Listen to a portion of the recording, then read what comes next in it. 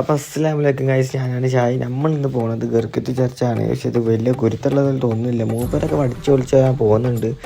പിന്നെ അവസാനത്തിൽ എത്തിയപ്പോഴാണ് നമുക്ക് മനസ്സിലായത് അസറായിൽ വേറെ എന്തോ ഒരു പണിയില്ലാണ്. കാരണം അസറായിൽ നമ്മളടുത്ത് വരുന്നില്ലേ, അമ്മാരി കാറ്റും അമ്മാരി മഞ്ഞൊക്കെ ആയിരുന്നു.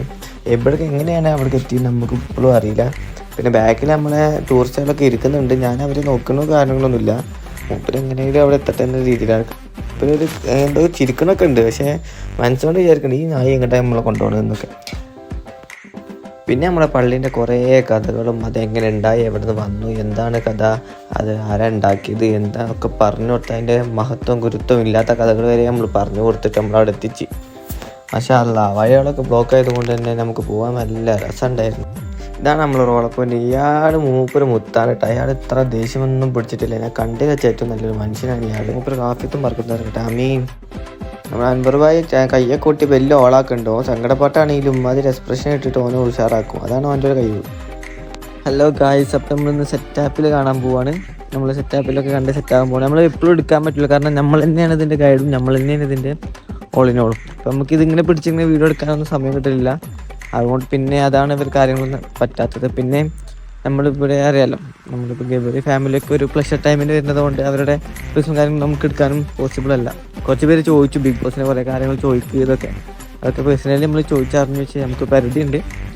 അപ്പം അതിനുള്ളിൽ നിന്ന് നമ്മൾ കുറേ കാര്യങ്ങൾ ചെയ്തിട്ടുണ്ട്. ഹലോ ഗൈസ്, അപ്പോൾ നമ്മൾ കുറച്ച് ഫിലിപ്പീൻസിനൊക്കെ പരിചയപ്പെട്ടിട്ടുണ്ട്. നമ്മൾ പിന്നെ എവിടെ പോയാലും അവിടെ നമ്മൾ പരിചയപ്പെട്ട് സെറ്റ് ആകുമല്ലോ. അപ്പോൾ നമ്മൾ ഫിലിപ്പീൻസ് നമ്മൾ ഫ്രണ്ട്സ്.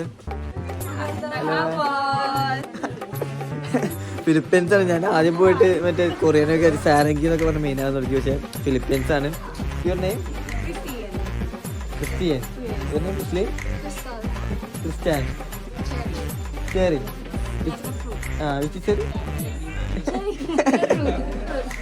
ഓക്കെ. അപ്പം അവരിവിടെ നമ്മളിപ്പോൾ ഉണ്ട് ടൂറിന്. നമ്മളിപ്പോൾ അങ്ങോട്ടൊക്കെ പോയിട്ട് നമ്മളിപ്പം സെറ്റാകാൻ വരും.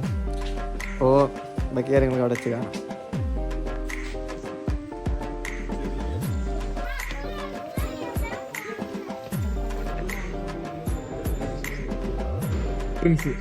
ശരിക്കും നല്ല ആഴത്തിലായിരുന്നു.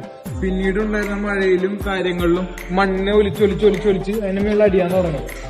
ഇതിനൊക്കെ നല്ല ആഴത്തിലായിരുന്നു. നമ്മളിപ്പോ സെറ്റാപ്പില കണ്ട് നമ്മൾ ഇനിയിപ്പോ അടുത്തത് ഡൈനോസോർസിന്റെ ഫുട് പ്രിന്റ് കണ്ട് നമ്മൾ ഇനിയിപ്പോ അടുത്തത് ഹണി മൗണ്ടൈൻ കാണാൻ പോവുകയാണ്. പിന്നെ അത് കഴിഞ്ഞിട്ട് ഒരു കേവ് കൂടി കാണാനുണ്ട്.